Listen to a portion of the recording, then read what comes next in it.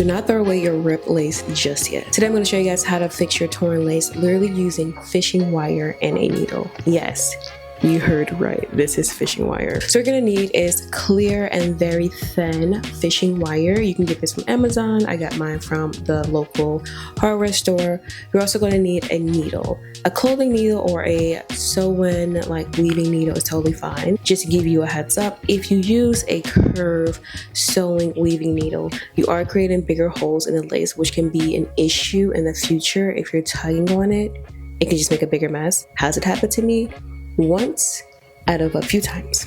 You're also gonna need some scissors, a mannequin head, and T-pins. If you don't have T-pins and a mannequin head, you're totally fine. I ripped this lace, and the reason why is because this wig is literally too small for my head. Did not know that. When I did that, I ripped it on the side, as you guys can kind of see there, and I attached it back together. And so even though the wig is not fully adhered to my head, it's still fully intact. Let's go ahead and get started.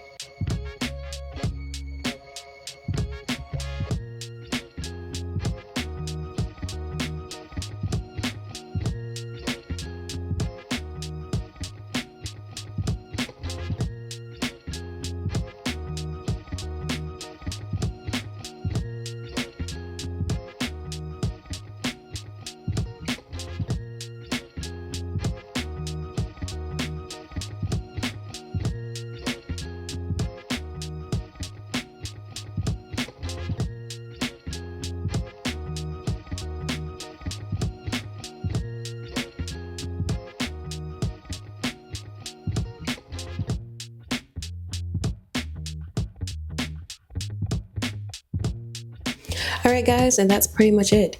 If this video saved your wig and more importantly saved your wallet, make sure you give this video a big thumbs up, subscribe to my channel, I would really appreciate it, and share this video with someone who needs to see it.